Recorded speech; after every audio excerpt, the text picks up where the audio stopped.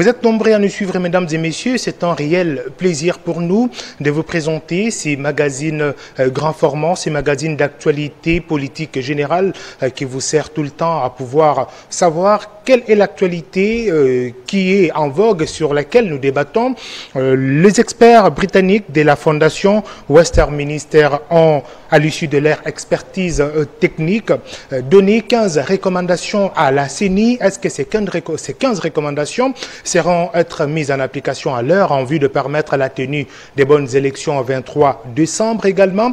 La CENI a dit avoir réceptionné des kits électoraux, notamment il s'agit des isoloirs, j'y arrive, qui sont arrivés alors que les machines à voter sont annoncées d'ici le 6 octobre à Kinshasa. Est-ce que les temps restants techniquement permet à la CENI de donner les élections au 23 décembre de cette année telle que convenu? Nous en parlerons dans ce magazine grand format.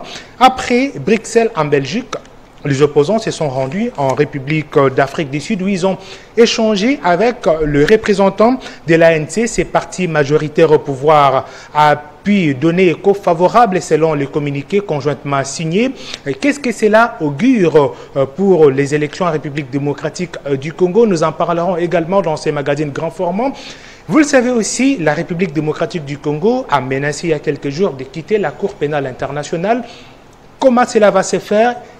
Quelle est la durée? C'est un problème technique au-delà d'être un problème des relations internationales. Nous recevons sur ce plateau un technicien de droit, un spécialiste des questions de droit public international. Avec lui, nous allons devoir discuter de tous ces sujets. Il est également un acteur politique. Maître Guillaume Manjolo, bienvenue dans ce magazine grand format. Merci infiniment.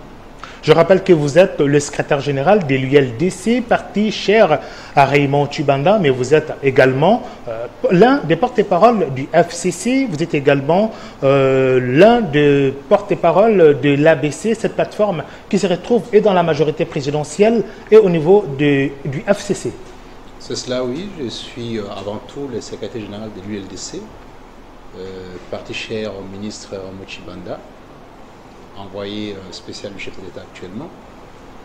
Et c'est à ce titre, en fait, en tant que responsable de cette partie chrétien, que j'ai eu l'honneur aussi de participer dans d'autres structures qui font partie de la famille politique qui est la nôtre, à la fois la MP en ce qui concerne la BCE et la BCE dans la MP au cœur aujourd'hui du FCC par rapport à cette méga plateforme qu'on appelle les remparts contre la démolition et la déflagration de la RDC. Et cette conscience collective d'un certain nombre de Congolais, je dirais même de la majorité de Congolais, venus de tous bords, à la fois au niveau de la majorité présidentielle, de l'opposition et de la société civile. Donc je suis un peu dans cette configuration particulière et l'ULDC se sent dans une harmonie parfaite avec cet esprit-là parce que nous célébrons la vie et la paix. Nous avons été pendant très longtemps les remparts et nous avons, sous les auspices du chef de l'État, participé aux négociations dans la partie Est, qui vous en souviennent, et en tant que celui ou ceux qui veulent absolument, qui concourent ou qui participent à cette volonté permanente de la paix, lorsque le ministre Raymond Tshibanda a négocié avec les CNDP dans un premier temps et par la suite avec le M23, on a même quasiment sorti ces gens-là pour aller négocier avec eux en dehors de la RDC pour apporter la calmie. Voilà, donc c'est ce contexte-là en fait qui aujourd'hui, dans perspective des élections à venir, nous avons la chance d'avoir une place prépondérante et une expression qui est à la fois liée à cette conscience nationale dont je parlais et à la protection de ce qui nous est sacré, donc l'identité nationale. Très brillante présentation de vous et de votre parti politique. Sur ces plateaux, je ne serai pas seul. Vous le savez, magazine grand format, c'est des journalistes qui se lancent pour échanger avec un invité et un habitué de ces magazines, Thierry Bongo, avec qui nous allons co-présenter cette émission. Bienvenue Thierry. Merci beaucoup Patrick Audio. Guillaume Manjolo, nous avons posé à notre sommaire d'émission 3 principales matières sur lesquelles nous allons devoir nous étaler dans cette émission. Lorsque vous avez et à suivre les rapports des experts britanniques sur la machine à voter, les 15 recommandations qui ont été faites, vous vous dites finalement, l'opposition avait tort de rejeter la machine à voter, ou c'est la majorité qui avait raison de soutenir la CENI avec cette machine? Bon, je ne sais pas si l'opposition a tort ou la majorité a raison. Je ne pense pas qu'on puisse appréhender les choses en ces termes-là. C'est un problème technique et l'indépendance de la CENI, pour moi, est consacrée par la Constitution. De temps en temps, me semble-t-il, nous devons nous référer aux règles et non aux sentiments des uns et des autres en fonction de ce qu'on trouve bon ou pas bon, mais plutôt en ce que la loi dit. La loi dit, la CENI est indépendante. Bon. Et à l'occasion de 2 rencontres importantes, à la Cité de l'Union africaine, de même qu'à la CENCO, les parties prenantes, c'est-à-dire les hommes politiques, les célébrités réunies à cette occasion-là, ont sollicité de la part de la CENI de compresser les calendriers électoraux et de faire 3 élections en une journée. Et cette demande était assortie des propositions de la CENI pour dire on fait comment, est-ce que vous pouvez nous faire ça? La CENI dit oui, on va y réfléchir.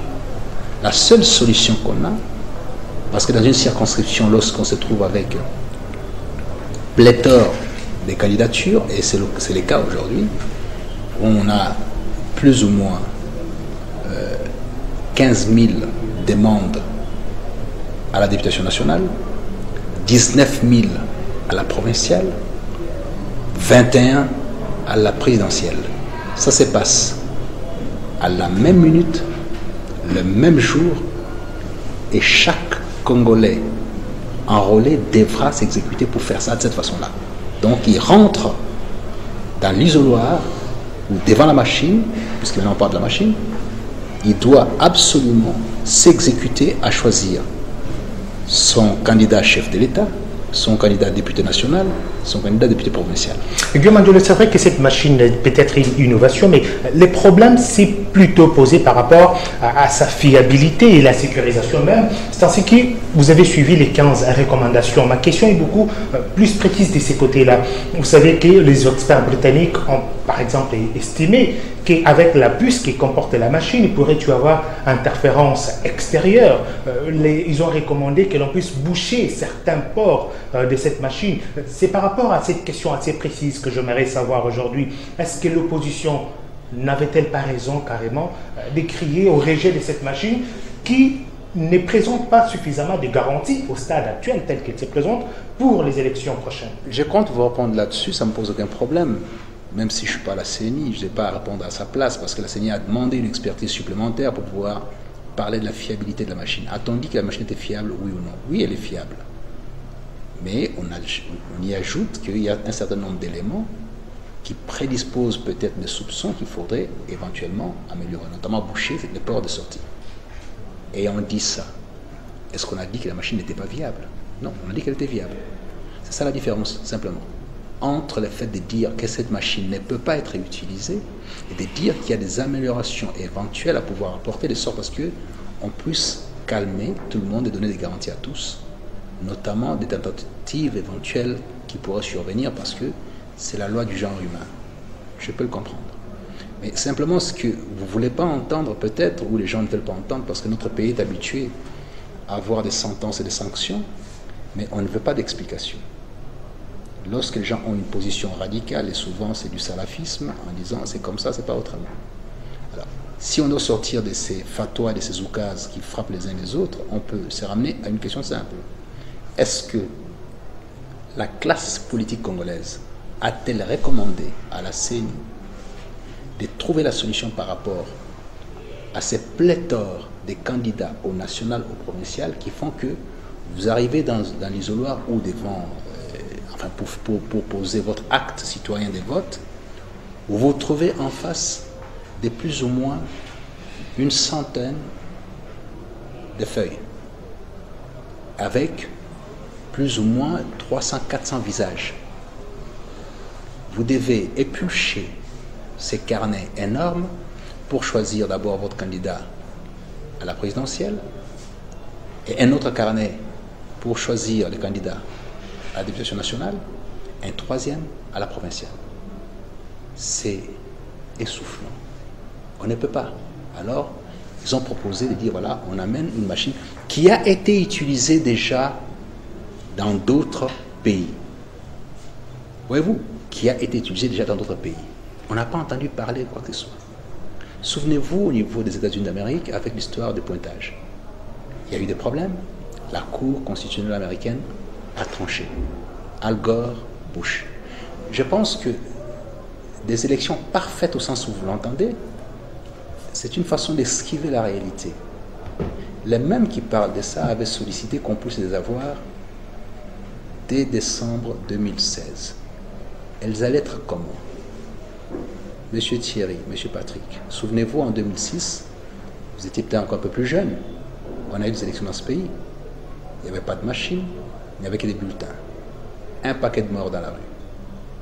En 2011, on a eu la même chose, sans machine, un paquet de morts dans la rue. La mauvaise foi manifeste, la quête de l'emploi, fait que tout le monde pense avoir gagné, peu importe la situation. Vous ne pouvez pas prétendre aller tous à l'Assemblée nationale. 15 000 personnes et il en faut 500. Vous pouvez faire ce que vous voulez. Vous aurez 14 500 qui vont estimer par rapport à l'Assemblée nationale qu'on a triché. 14 500. De la même façon, 19 000 en lieu et place de 714. Faites la différence. Les autres prétendront qu'on a triché. Donc on doit réqualifier au fait l'accès aux responsabilités, et notamment les positionnements à l'élection. Tout le monde ne peut pas y aller. Vous savez, en lisant un texte magnifique de Voltaire, quand il se rend, les lettres philosophiques, il se rend en Angleterre, il découvre cette démocratie-là particulière. Il dit, mais en Angleterre, tout le monde peut insulter, mais tout le monde ne peut pas prétendre parler au nom de la population. Ça requiert un certain nombre de principes et de critères. Je suis content d'ailleurs qu'au jour d'aujourd'hui, au niveau de notre République, on a mis en place la loi électorale avec ce que j'appelle les 2 articles d'assainissement et de purge. Et par conséquent, je pense que c'est déjà dans la bonne voie. Donc finalement, vos préoccupations, c'est une demande qui a été faite par la CENI avec une attente précise consistant à pouvoir dire qu'est-ce qu'on peut améliorer pour apaiser les uns des autres. Me semble-t-il, ce n'est pas un problème. On attend maintenant la suite de la CENI. Thierry Bongo. Voilà, donc j'ai pratiquement été emballé par cette rhétorique que vous avez eu à nous verser en ce moment. Mais en fait, le problème de la machine à voter, du point de vue des politiciens, c'est sa fiabilité qui est mise à mal parce que certaines personnes pensent que cet instrument peut être manipulé de l'extérieur en faveur d'un camp politique. Ça pose la question du crédit de cette machine, de la confiance des personnes qui la manipulent et aussi de l'ensemble du processus électoral qui se trouve dans un climat de manque de confiance. Alors là où se situe le paradoxe aussi, c'est que ces experts qui, dans leur rapport, disent que la machine est utilisable, émettent 15 préalables importants, des préalables techniques importants, qui se résument tous sur la crainte d'une manipulation extérieure de cette machine. Quand ils évoquent la question des USB, des réseaux Wi-Fi qui doivent être bloqués, bouchés, ce sont effectivement des éléments importants qui se trouvent dans la machine qui peuvent permettre une manipulation extérieure. Alors la question est simple. Au regard de tous ces paradoxes, peut-on ne pas aussi être dans la logique de la crainte, comme l'opposition l'avait manifesté, que cette machine n'est pas suffisamment fiable pour éviter le bain de sang que vous avez vous-même évoqué, avec les papiers, déjà et les bains de sang, alors avec une machine, imaginez un petit peu. Non, je pense qu'il n'y a pas de paradoxe au sens pratique du terme. En vertu, quoi, il y aurait un paradoxe dans la mesure où il y a contestation des positions des uns des autres par rapport... Le rapport, c'est un paradoxe. On dit qu'il y a 15 éléments qui ne font pas de la machine qu'elle soit fiable, mais en même temps on dit que la machine est utilisable. C'est paradoxal quand même. Oui, mais ça par rapport à cette expertise-là. Donc finalement, si on doit regarder de plus près, on dirait cette communauté scientifique ou cette expertise internationale qu'on ne peut pas soupçonner, vous dit que la machine est fiable, néanmoins il faudrait corriger ça. Mais je ne veux pas non plus apparaître comme celui qui défend la machine ou qui défend la CENI, ce n'est pas mon rôle. Vous avez quelqu'un à la CENI qui est rapporteur, membre de l'UDPS. Positionnant Contesté. Oui, mais je veux bien, ici on conteste tout le monde.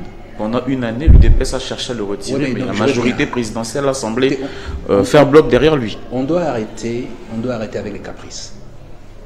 Cette république des caprices est matrice de mort.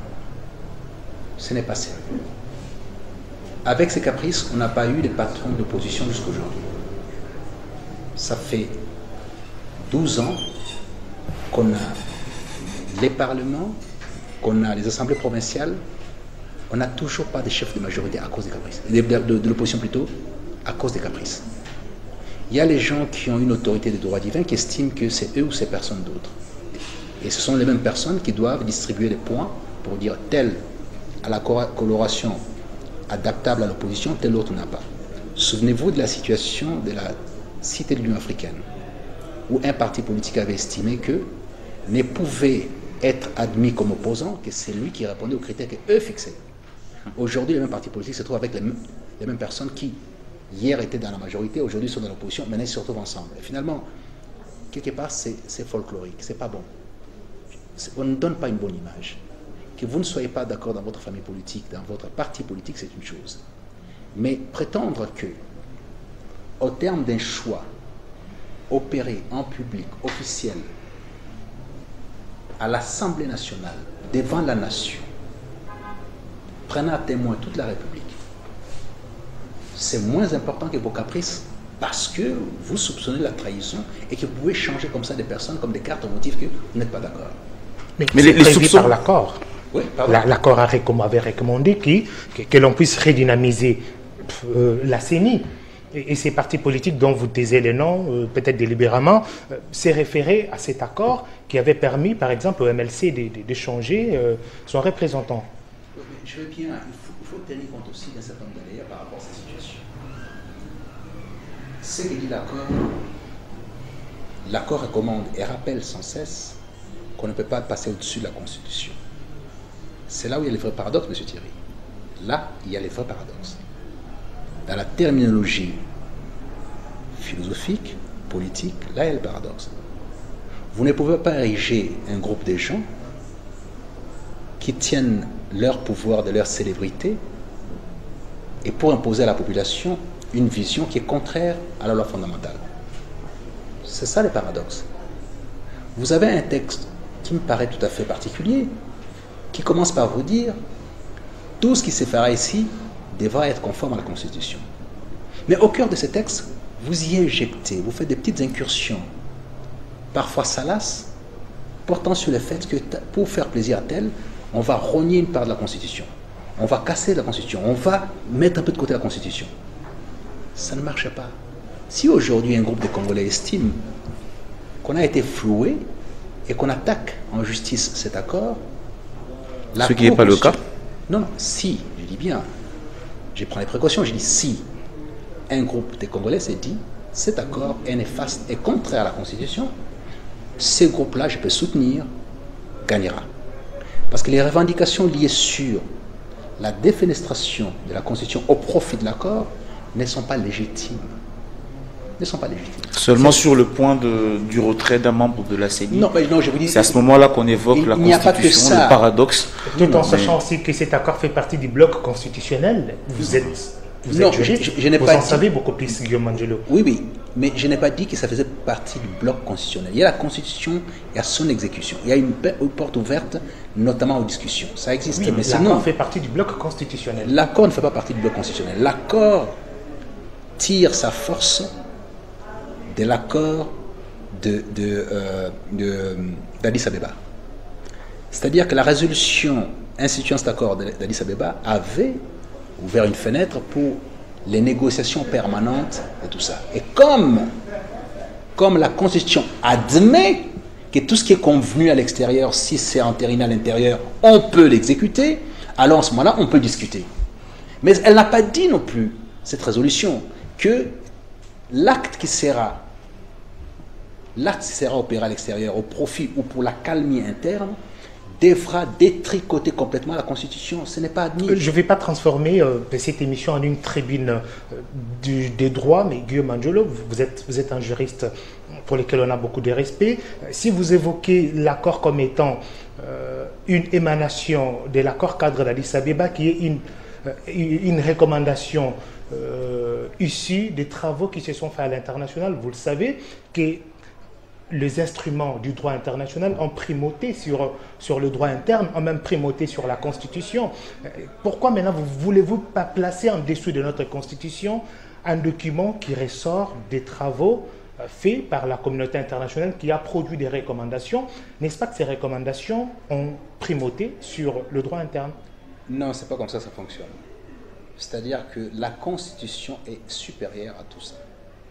La Constitution autorise. Même aux traités internationaux. Les traités internationaux ne peuvent entrer dans l'ordre constitutionnel qui est le nôtre qu'avec l'autorisation de la Constitution.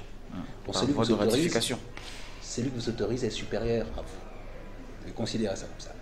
Dans la hiérarchie des règles, il y a d'abord la Constitution qui ouvre la porte d'accueil aux conventions, mais qui dit que voilà, dans mes normes internes, j'ai la loi, j'ai les ordonnances, j'ai les décrets, j'ai les règlements, j'ai les arrêtés, toutes ces choses-là et tout ça.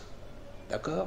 Mais si j'ai fait appel à une convention internationale qui n'est pas contraire, qui n'énerve pas ma Constitution, je placerai cette convention-là au-dessus de la loi.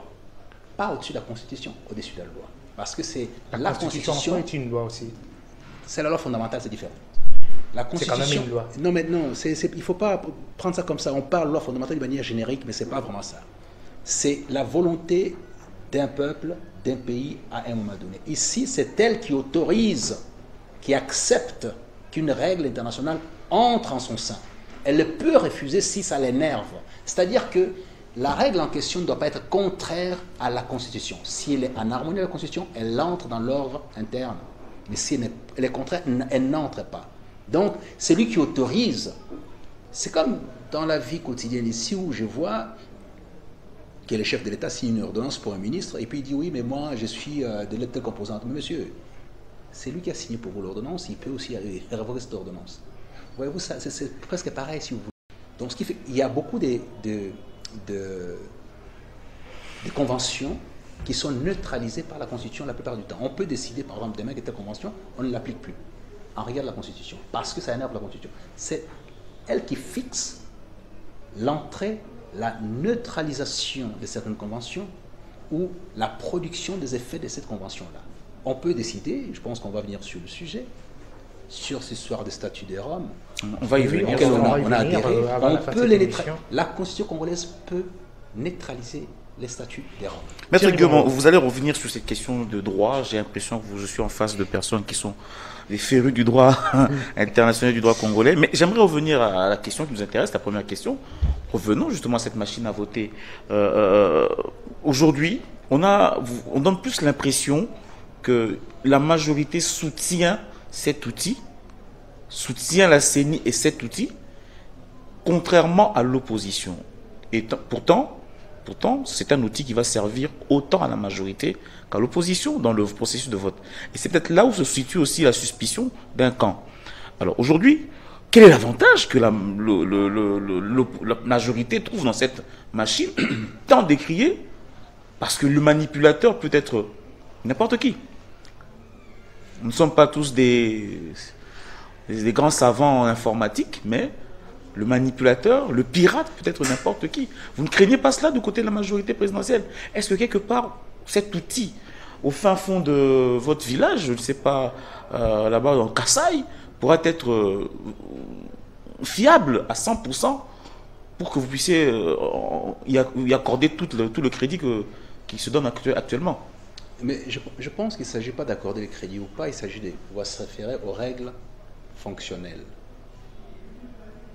L'ULDC, par exemple, en 2011, a été durement frappé par la gestion du processus électoral. Oui. Processus électoral. Les contentieux électoraux surtout. Nous sommes de la majorité, mais on a été frappé durement. Monsieur Thierry, il y a 15 000 prétendants, dont, me semble-t-il, peut-être 8000 de la majorité. Est-ce que les 8000 de la majorité vont passer? Non, certainement pas. Il n'y aura que 500. Donc, ce qui fait que si vous voulez faire la distribution de frustration au terme du processus électoral, il y aura plus de frustration au niveau de la majorité que de l'opposition parce qu'ils vont en petit nombre et ils ne sont même pas sur le terrain. Ah, ça c'est vous qui le dites. Hein. Non, ils ne sont pas sur le terrain. Vous le savez. C'est-à-dire que je n'ai pas fait ce constat. Non, mais c'est vous qui le dites. Si votre constat consiste à considérer que les terrains c'est Bruxelles, alors on n'a pas le même constat. Donc, parce que les leaders aujourd'hui est censé pouvoir être collé, marqué à la culotte, les Congolais de base. Et ce n'est pas à Bruxelles qu'il se trouve, c'est lui qui va voter. Il se trouve là où il y a eu des exactions de Kamwina Nsapu et qu'on doit devoir corriger pour le futur. Et par conséquent, me semble-t-il, sur ces points précis, ce n'est pas la bonne démarche. Alors, vous verrez, et d'ailleurs, vous me donnerez raison si je vous dis, et vous êtes un fin limier, de constater que la loi électorale, la loi de l'assainissement et de la purge, a parlé notamment de la nationalité. Ah, c'est bien donné comme sous-titre, hein, la loi de l'assainissement et de la purge. Ça c'est moi qui ai créé ce concept et qui placarde ça sur cette loi parce que j'estime que la moralisation, c'est l'assainissement et la purge. Et alors, cette fameuse loi d'heureuse mémoire a fait notamment qu'on puisse rappeler aux uns et aux autres qu'il y a une et une seule nationalité. Alors, regardez ce qui se passe. La majorité présidentielle, le FCC, a été durement frappée, contrairement à l'opposition. Les cas de l'opposition sont minimes, les cas de la majorité sont énormes. Minimes, mais très symboliques par rapport au cas de la majorité. Mais c'est le symbolisme. Oui, il y a des parfaits inconnus de la majorité. Fétichiste. C'est pas du fétichisme, mais il y a quand même des symboles qu'on doit respecter. Il y a des gens qui ont une certaine notoriété, il ne faut pas le reconnaître. On ne va pas comparer Guillaume Manjolo à Thierry Bongo au Kassai. À qui ça? À Thierry Bongo au Kassai. Mais Thierry Bongo, c'est quelqu'un d'important. Parce que tout simplement, c'est-à-dire si Thierry Bongo a pour la vocation de pouvoir solliciter les suffrages de la population et de faire du bien, et qu'il est raisonnable, qu'il est vertueux, c'est pas parce qu'on voit plus Guillaume Manjolo qu'il est plus important que Thierry Bongo. C'est une fausse notion, ça. Ne vous affaissez pas, ne vous abaissez pas, n'abaissez pas votre front devant des fausses célébrités. Les gens qui ont pour l'essentiel ont pillé ce pays, ils tiennent leur célébrité d'exactions malsaines sur la République. La quasi-totalité, néanmoins. Et vous le savez. En vertu de quoi Thierry Bongo se sentirait mal à l'aise face à un brigand qui a pillé les trésors publics. Face à quelqu'un qui a pris les armes. L'électorat le reconnaîtra peut-être plus que moi. Non. Le fait de pouvoir aller vers l'électorat qui, dans son statut démuni, désargenté, a besoin d'un petit souffle plutôt, est-ce que c'est cela l'électorat? Non. Et en plus, c'est méchant même de considérer que je peux acheter les gens parce que j'ai de l'argent. Et c'est le même argent qui aurait pu être orienté vers ces gens-là à travers les œuvres normales. Vous accaparez tout cet argent pour vos besoins propres et pour les acheter par la suite. Je trouve qu'on ne peut pas faire la promotion de ce genre de choses. Alors, la notoriété que vous dites là, elle n'est pas opérationnelle en RDC. Elle n'a jamais été opérationnelle en RDC. C'est pour ça que nous ne devons pas célébrer autre chose que la vertu et la raison. Oui, j'aimerais juste rebondir. On a justement par rapport à la machine à voter, puisque c'est le premier point. Quelle serait la solution selon vous? Est-ce que déjà des voix s'élèvent? Il faudrait qu'on puisse avoir une véritable certification internationale de cet instrument, trouver un consensus autour de cela, parce que même l'opposition ne ferme pas totalement la porte à cette machine, puisque c'est un moyen qui est prévu, bien que pas prévu par le calendrier électoral. Est-ce que la solution aujourd'hui, c'est de pouvoir recréer ce climat de confiance? La solution, c'est de pouvoir en discuter, en parler. L'UNC en a fait même une proposition. Pourquoi ne pas réunir l'opposition, la majorité, la société civile, et que vous puissiez discuter avec la CENI autour de cette machine? Parce qu'aujourd'hui, la Commission électorale nationale, indépendante, forte de son indépendance, souhaite l'imposer à la classe politique. Est-ce que la solution ne serait pas un dialogue autour de cela? Et pour renchérir avec ce que Bongo a dit, les recommandations elles-mêmes de ces experts britanniques recommandent aussi à la CENI de créer des conditions de confiance avec toutes les parties prenantes aux élections, au processus électoral. Je comprends toutes vos questions et vos remarques. assez pertinentes sur le sujet. Mais j'ai un problème avec notre dignité, notre façon de nous comporter. Monsieur Thierry me lance les concertations encore qu'il faut avoir, les discussions, les dialogues. Et nous avons appris il n'y a pas très longtemps, il y a 2 ans, que le point d'ancrage de toute la situation à l'RDC qui bloquait toute la vie, c'était le 3e mandat. Sur ces plateaux, vous m'avez asséné des coups sur ces points-là. Bizarrement, vous n'en parlez plus du tout. La confiance devait renaître si jamais Kabila n'était pas candidat. Me semble-t-il, cette question a été posée 1001 fois. Vous me l'avez posée ici. Et bizarrement, il y a une sorte de cécité sur ce point-là précis qui était... Nous sommes qu'au premier point de l'émission. On peut toujours en parler. Nous sommes qu'au premier point de l'émission. Non, vous n'en parlez pas. Nous allons en parler à la fin. Plus personne n'en parle.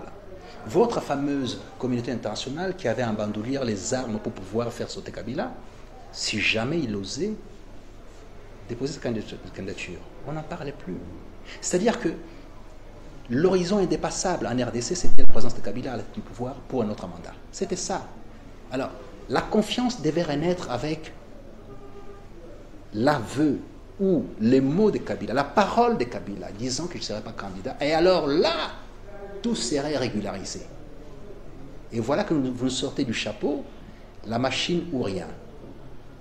Si demain on dit qu'il n'y a pas de machine, il y aura une autre revendication encore. Plus d'inclusivité. Quelle inclusivité? On va, écoutez, sur les 2 points, hein, les 2 points de discours. Non, plus d'inclusivité et la machine à voter à retirer. Nous sommes en train de dénaturer la philosophie politique dans ce pays. La philo-politique et les règles de la sagesse ne s'appliquent pas pour une personne, ça s'applique pour la communauté. Alors, vous érigez des règles et des termes farfelus, aujourd'hui, permettez le terme, qui ne sont applicables qu'à une personne ou à 2 personnes. Certaines pour 115 millions d'habitants. Sont représentatifs de la communauté. Non, c'est faux ça. C'est faux ça. C'est faux, j'y reviens là-dessus par rapport à... Vous déniez, votre... Non, mais le défaut d'élection fait qu'aujourd'hui, tout le monde peut se proposer en tant qu'homme populaire. Et alors, en vertu de quoi on va devoir lui consacrer, je ne sais pas moi, une aura particulière parce qu'il a de l'argent, parce qu'il est quoi, et alors qu'il n'a pas été élu pour ça. En vertu de quoi? C'est-à-dire que ceux, comme vous et moi, qui n'avons pas de fortune tirée des pièges, n'avons aucune crédibilité, on doit donner le crédit à ceux qui ont fait ça, parce qu'ils peuvent en distribuer. C'est caricatural, ça. Non, mais ce n'est pas la caricature. Mais non, mais écoutez... Ils n'ont pas tous fait... Vous savez, pas tous battu leur notoriété autour de ça. Non. La notoriété à laquelle vous faites allusion est liée à ça. Parce que je ne vois pas des prix Nobel parmi les gens que vous citez. Il y a des personnalités qui sont reconnues internationalement et au pays comme des vrais leaders. Mais non, attendez. Les leaders, c'est lui qui a la capacité de pouvoir transformer sa société en bien et lui donner une valeur ajoutée. C'est ça les leaders. Mais si maintenant je vous dis, appliquons... Mais non, meneur d'homme pour aller où? Si vous menez les gens dans la rue pour aller piller, comme on a eu à Kinshasa, des pièges à tour des bras, c'est ça être meneur d'homme. Je pense qu'on ne doit pas se réoler des choses aussi basses au motif que c'est ce qui fait le folklore de la RDC. Nous sommes dans la promotion du folklore. Ça paraît inacceptable. C'est très caricatural, vraiment. Non, mais ce n'est pas la caricature. Dites-moi, ce dont vous faites la promotion est lié à quel prix Nobel, à quel avantage apporté à la population congolaise? Dites-moi, parmi les célébrités que vous citez, la règle, pour la plupart d'entre eux, ont été sûrement aux responsabilités. Quelle est la règle des droits? Parce que ce sont les règles qui restent, nous passons, qu'ils ont érigées, qui portent leur identité, qui a modifié la structure nationale ou ne fût que provinciale. Pas une seule. Alors, je ne sais pas de quoi vous parlez. C'est-à-dire qu'il y a cette nouveauté de faire la promotion de l'argent liquide et du folklore éventuellement, du star system. Je vais peut-être faire mal à Patrick. Vous lui arrachez juste ces petites secondes. Donc, Maître Guillaume Manjolo ne croit pas au leadership de personnalités comme Jean-Pierre Bemba, Moïse Katumbi, qui sont des personnalités citées justement comme exclues du processus électoral et donc pour lequel la communauté internationale et la communauté nationale se bat pour qu'ils soient présents et ainsi qualifier ces élections inclusives. J'ai du respect pour Jean-Pierre Bemba en tant que fils du pays qui a un parcours important jusqu'à ce qu'il rentre dans la guerre et on connaît la suite. D'accord? Parce qu'il y a un parcours assez élogieux, des bonnes études, il a travaillé assez tôt, y compris avec les maréchals et tout ça. J'ai du respect, c'est-à-dire qu'il a les profils de quelqu'un qui peut présider ce pays. Il a une aura dans la population. Maintenant, moi je l'appelle sénateur Jean-Pierre Bemba. Cette communauté internationale l'appelle comment? chef de guerre. C'est quoi un chef de guerre? C'est quoi un chef de guerre? Pouvez-vous répondre à cette question? C'est quoi les journalistes? Vous estimez que cette appellation... Les journalistes, ce n'est pas la communauté internationale. C'est la communauté internationale qui dit, dans tous les textes, les chefs de guerre est libéré, donc il va faire la guerre de nouveau. Alors, vous estimez que lorsque on a eu cette opportunité, cette grâce divine d'être dans un environnement qui vous ouvre la voie à un paquet de possibilités et que finalement vous avez utilisé cette aura, toutes ces possibilités pour faire la guerre, y compris tuer votre propre population, ça fait de vous une célébrité. Vous avez une notion de célébrité qui n'est pas la mienne.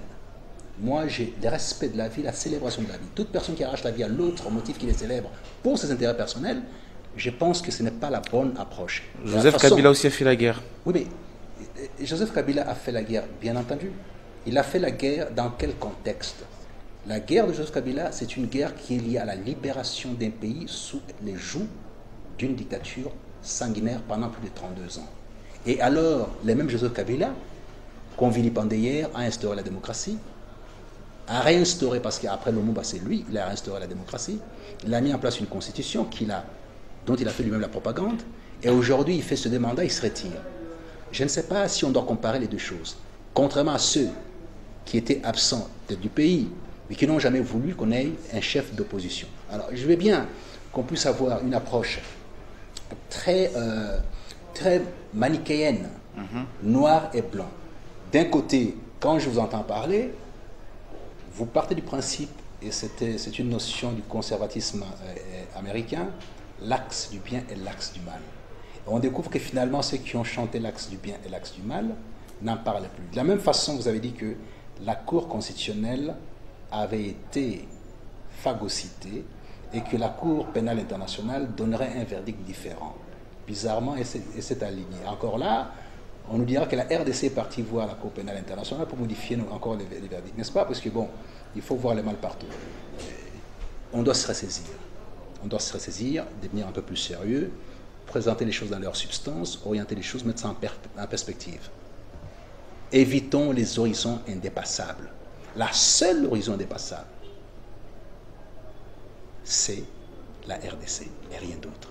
Donc toutes vos considérations de nature, pas vous, mais puisque vous relayez l'idolâtrie de la rue, ou c'est de certains milieux, ne sont pas opérationnels. Et demain, Monsieur Thierry, vous serez très content de voir que la loi frappera tout le monde, y compris ceux qui ont des prétentions de dire qu'il ne peut pas être touché par la loi. Et c'est ça l'essentiel.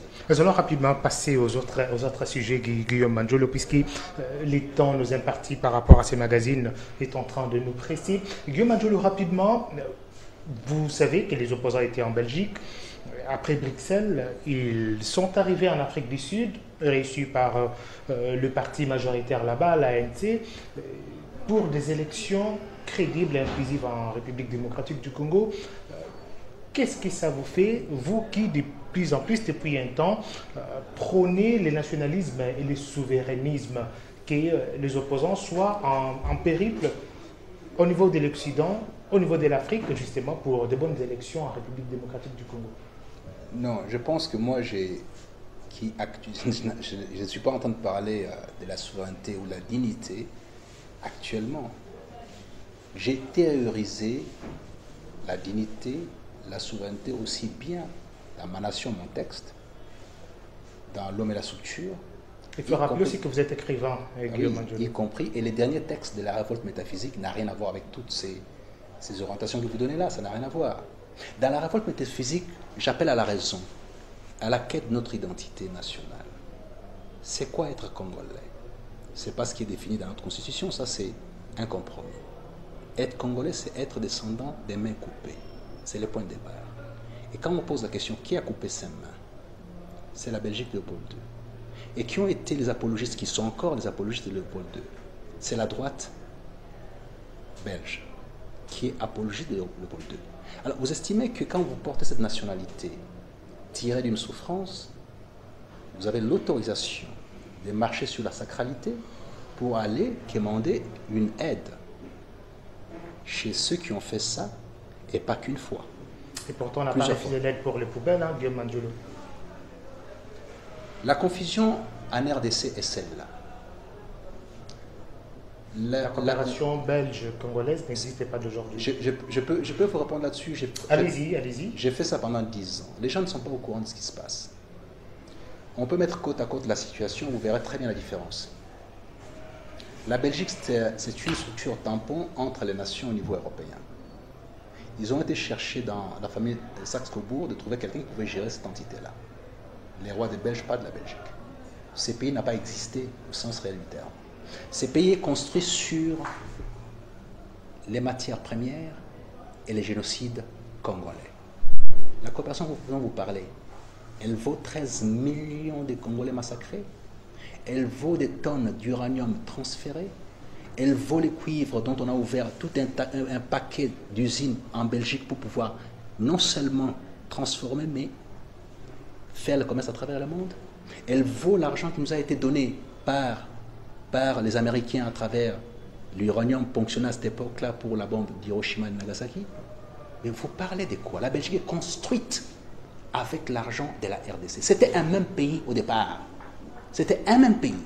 Donc les milliards qui sortaient d'ici construisaient là-bas. Qu'est-ce qu'ils ont construit ici? Rien du tout. Ils ont puisé pour construire là-bas. Soyez fiers de dire qu'effectivement vous avez un État qui vous appartient, qui s'appelle la Belgique. Parce que c'est tiré de vos souffrances, de votre identité nationale. Il y a des choses qu'on ne peut pas désacraliser avec l'aumône. Les pics RDC, Belgique, 2010-2013, 405 millions. Au moment où je vous parle, on est en 2018, il y a encore 100 millions qui ne sont pas sortis. Et ces pics-là, cet argent est géré par qui? Par l'agence de coopération belge, pas par la RDC. Ce sont leurs coopérants qui arrivent ici, ils s'opposent ici et là, ils justifient. D'ailleurs, il y a beaucoup de rétrocommissions qui repartent en Belgique chez les politiques. Arrêtons de toucher aux domaines qui n'ont rien à voir, dont on n'a pas la compréhension par rapport à ça. Donc, on ne bénéficie rien en termes d'aide. Ce qu'on nous doit est supérieur, mais moi, ce n'est pas un problème par rapport à ça. Ma position est celle-ci. L'homme et la structure, j'ai dit dans le texte, et la révolte métaphysique des jeunes Congolais. Si nous formons notre population, nous investissons au grand maximum dans la formation, dans la compréhension des choses, il nous appartiendra de transformer nos matières premières de sorte à ce qu'on ne puisse plus marcher dessus. Mais si par contre, nous restons dans l'esprit de cette quête, cette mendicité dont vous êtes en train de pouvoir applaudir, ce qui est malheureux, parce que cette mendicité n'est même pas égale à ce qu'on a perdu ou ce qu'ils nous ont pris. Mais je ne suis pas dans cette revendication. Mais Guillaume Manjolo, l'homme est un loup pour l'homme, je m'arrête là-dessus. L'homme est un loup pour l'homme. Oui. Je conçois très bien que la Belgique agisse de cette façon-là. C'est naturel. Si j'étais à leur place, peut-être que je ferais la même chose. D'accord. Guillaume Manjolo, c'est bien ce bref rappel historique, mais il faut aussi reconnaître un fait. La Belgique est pratiquement à la base de la création de cet État. C'est une donne historique à ne pas négliger. Non. Avant la conférence de Berlin, la RDC n'existait pas en tant qu'État. Ça n'existait pas. Il y avait des tribus, il y avait des royaumes qui parsemaient le territoire, mais le territoire actuel est une création de la communauté internationale. Et c'est ça, c'est assez, il faut qu'on puisse l'accepter. Mais là n'est pas le problème. Si là, les problèmes. S'il vous plaît, là où je vais revenir, c'est la question justement qu'a posée mon frère Patrick. Les opposants font ce que tous les politiciens depuis 60 font. Ils partent à l'étranger, solliciter le soutien de la communauté internationale pour asseoir un régime stable en RDC. C'est comme ça que ça fonctionne depuis longtemps. La même table ronde qui a permis à ce que la RDC soit aujourd'hui un État indépendant a été organisée à l'extérieur de la RDC et non ici. C'est une vérité historique. Mais maintenant, la question est à savoir, les opposants vont là où le régime actuel a eu le plus gros de ses soutiens. La Belgique, l'Afrique du Sud. Et c'est peut-être là où ça fait mal, en réalité. Aujourd'hui, qu'est-ce qui s'est passé pour que les principaux soutiens du régime actuel puissent leur tourner le dos et devenir ainsi les soutiens de l'opposition? Vous avez fini? Oui. Les chapelets que vous présentez est égrené des choses qui ne sont pas vraies du tout par rapport à la réalité historique. Quels sont les faussetés? Je commence par le début. La Belgique a créé la RDC. Faux. Non, j'ai dit la communauté internationale. Oui, mais la Belgique a servi de cadre. Oui, mais il faut présenter les choses dans leur substance. C'est pas comme ça que ça fonctionne. Ça n'a pas fonctionné comme ça du tout, du tout. cette étendue qui s'appelle la RDC aujourd'hui, d'ailleurs, est née en tant qu'État indépendant du Congo comme étant les points de départ de la globalisation, la taille et les entités qui faisaient partie de ces structures. Mais si vous prenez un exemple simple, les entités politiques d'époque qui étaient largement en avance par rapport à la Belgique, qu'on prenne les Congos. En avance? En avance, oui. Une entité politique, royaume en avance par rapport à la Belgique qui n'a existé qu'en 1830, s'il vous plaît. Au XVIe siècle, vous avez les Congos qui avaient déjà des ambassadeurs positionnés au Vatican, au XVIe siècle. Alors, je veux bien qu'on puisse parler, qui commence par quoi? C'est l'œuf ou c'est la poule? À un moment donné, vous devez vous ressaisir. Tirez votre fierté de ce que vous êtes. Le Lunda, dans la partie sud, qui jusqu'aujourd'hui, dont les territoires portent encore les noms au niveau de Lunda Nord et en Angola, occupé à la fois l'Angola, une partie de la RDC, moi je viens de cet espace-là, et de la Zambie, des entités solides organisées, les Cuba, entités solides organisées, largement avant la Belgique. Vous faites le confirmer ce que j'ai dit. Donc, non, si non, aujourd'hui la RDC existe, attendez, ils ont pu grappiller quand même toutes ces La erreurs. RDC en tant qu'État. En tant qu'État. Attendez, ce que vous dites est en contradiction et avec l'histoire et avec l'essence de la philo-politique. Conférence de Malheureusement, Berlin. c'est pas comme ça que ça fonctionne. Vous dites, vous êtes en train d'identifier des États qui ont existé. Je viens de vous assigner une situation particulière à laquelle vous ne faites même pas allusion parce que vous avez été formaté pour penser mal. Nous connaissons ne l'existence nions de pas ces ça. royaumes. Mais non, Ces royaumes, non, nous en je vous connaissons dis, l'existence. oui, mais Maître Guillaume l'État Mandiolo. congolais, cet espace avec... Ne vous entendez pas parler, M. Patrick, M. Thierry. C'est du reste. Non, non. C'est de Vous voulez vous C'est entendre. tributaire à la... Vous avez été formé pour vous entendre parler et répéter les leçons qui vous ont été données par ceux qui vous ont... Évoluons avec les temps puisque la réalisation... Oui, mais alors si vous m'arrachez la parole... Peut-être vous aurez l'occasion de faire toute une émission. Non, non, mais je pense qu'à un moment donné, il va falloir un peu de pédagogie à expliquer à nos populations. Nous étions des entités plus grandes pour l'essentiel que la plupart des pays européens, organisées, structurées, faisant les commerces. Lisez les lettres de ces messieurs qui est Stanley quand il arrive ici au niveau de l'Équateur. Qu'est-ce qu'il dit? Qu'est-ce qu'il dit? Je suis arrivé dans comment s'appelle encore cette ville-là, où il a trouvé les commerces, l'organisation du commerce, la petite industrie qui était naissante et tout ça, et la diplomatie. C'est-à-dire qu'on était des entités qui existaient. Les pays sont occupés les uns les autres, ça a existé.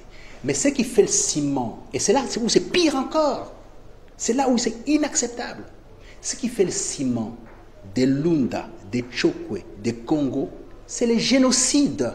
Sinon, on serait déjà séparés pour partir chacun de leur côté. C'est les génocides commis par ces gens-là qui nous a mis ensemble.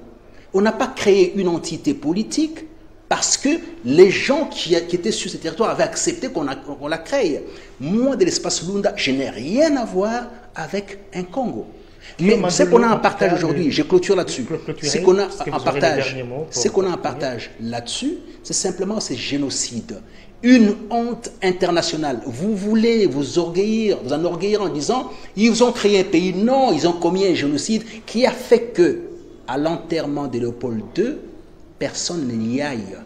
Toutes les condamnations, lisez les auteurs américains, lisez les auteurs, comment dirais-je, anglais. Vous verrez quelle est la honte de Léopold II par rapport à cette situation-là. Alors, si vous, aujourd'hui, vous tirez une fierté en disant nous n'avons pas existé avant, c'est la communauté internationale qui a décidé, elle n'a pas décidé de créer un pays.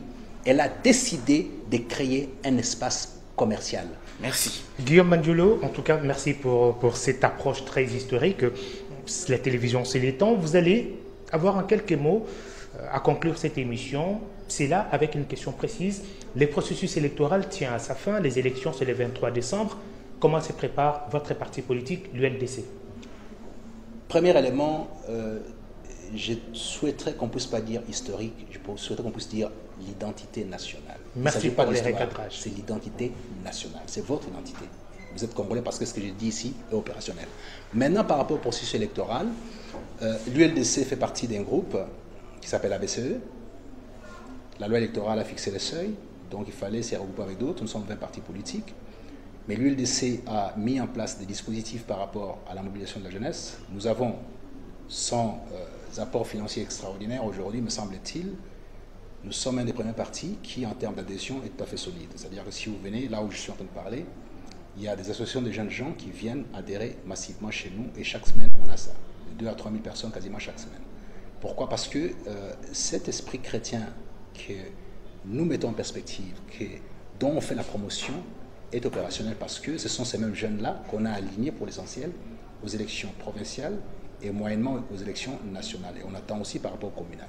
Alors, sur le terrain, nous sommes en train de former pour l'instant, aussi bien ici à Kinshasa qu'en province, les témoins, positionner tous les bureaux et tout ça, essayer d'évaluer les niches électorales. Nous sommes en train de faire le travail de terrain.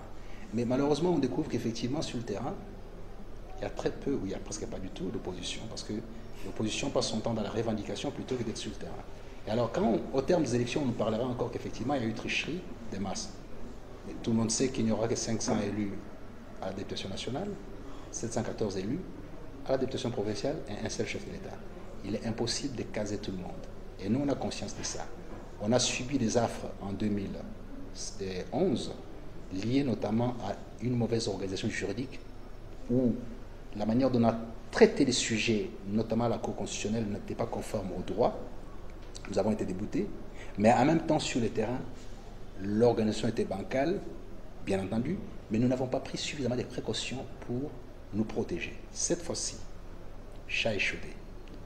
Donc, nous avons pris toutes les précautions. Et chaque jour, je martèle, je pousse mes jeunes gens à aller dans la rue, porte à porte, vérifier, voir comment, les bureaux, tout ça. Nous travaillons quotidiennement. Je suis épuisé, mais je n'ai pas le choix. Je suis un capitaine d'équipe. On m'a donné une mission par le ministre Mochibanda de conduire ces équipes. Je suis obligé de les conduire à la victoire. Merci, c'est par ces mots que nous allons conclure avec vous cette émission. Guillaume Mandolo, il a été quasiment impossible dans 55 minutes de vous avoir sur tous les sujets que nous avons prévus pour cette émission. Mais un remerciement à Thierry Bongo, avec qui nous avons présenté cette émission. Oui, bien que rester sur ma soif aussi. En tout cas, on verra peut-être avec l'accord de la réalisation si Guillaume Mandolo pourra revenir une prochaine fois. Et c'est par ici, mesdames et messieurs, que nous mettons fin au magazine Grand Format de ces jours. Merci à toute la grande équipe technique d'Africa Télévision qui nous a accompagnés, Diamant Bilizi, Fia Lungela, tous les cadreurs. Nous vous fixons rendez-vous la semaine prochaine pour un nouveau numéro de Grand Format. Merci à vous.